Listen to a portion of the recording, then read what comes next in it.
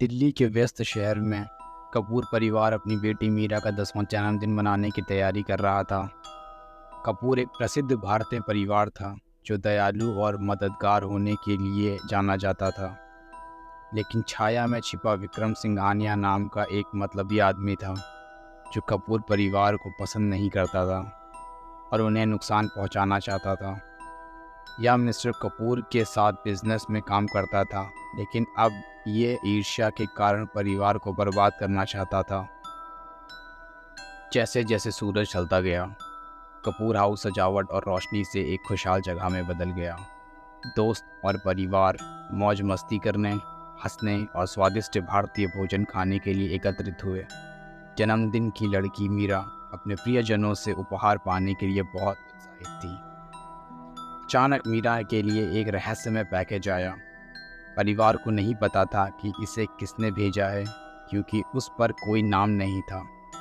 उन्होंने सोचा कि यह किसी दूर के रिश्तेदार का होगा और उत्साह से मीरा को दे दिया। बक्से के अंदर एक खूबसूरत पुरानी गुड़िया थी जिसे देखभाल के साथ बनाया गया था और पारंपरिक पोशाक पहनाई गई थी। मीरा को गुड़िया बहुत पसंद आई और उसने उसका नाम नायना रख दिया। लेकिन उसके बाद घर में अजीब चीज़ें होने लगीं।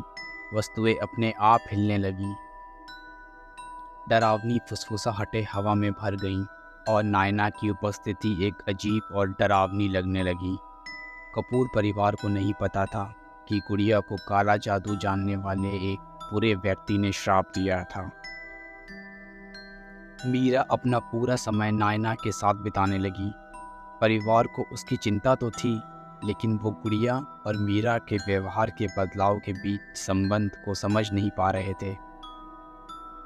एक रात मीरा की माँ अंजलि ने गुड़िया के इतिहास के बारे में पता लगाने का फैसला किया। उसे नायना के कपड़ों के अंदर छिपा हुआ एक पुराना पत्र मिला, जिसमें गुड़िया पर लगे श्राप के बारे में बताया गया था। खतरे को महसूस करते हुए अंजलि ने अपनी बुद्धिमान दादी से मदद मांगी। उनकी दादी प्राचीन अनुष्ठानों और अलौकिक चीज़ों के बारे में जानती थी।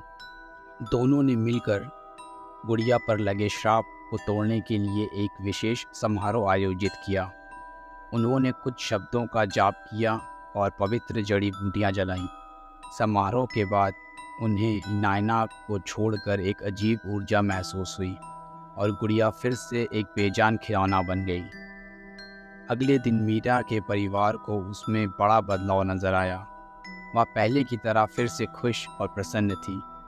उसकी माँ के दृढ़ संकल्प और उसकी दादी के ज्ञान के कारण उस पर से बुरा जादू टूट गया था।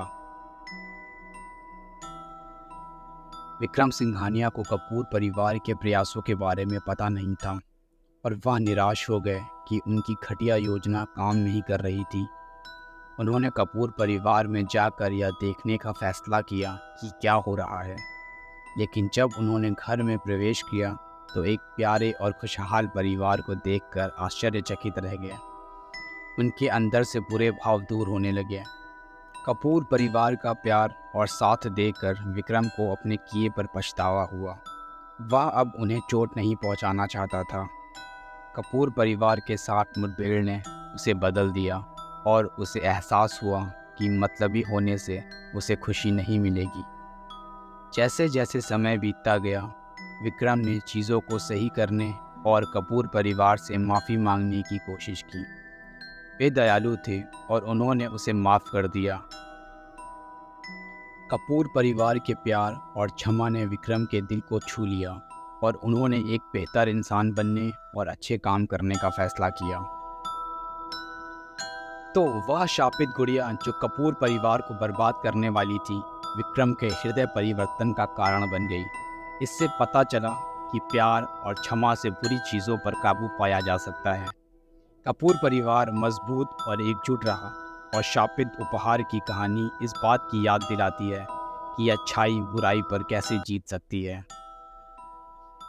उम्मीद है दोस्तों आपको ये कहानी अच्छी लगी होगी, तो प्लीज़ इस वीडियो को लाइक करें और शेयर करें और इसी तरह की और अच्छी कहानियाँ सुनने के लिए मेरी चैनल को सब्सक्राइब करें।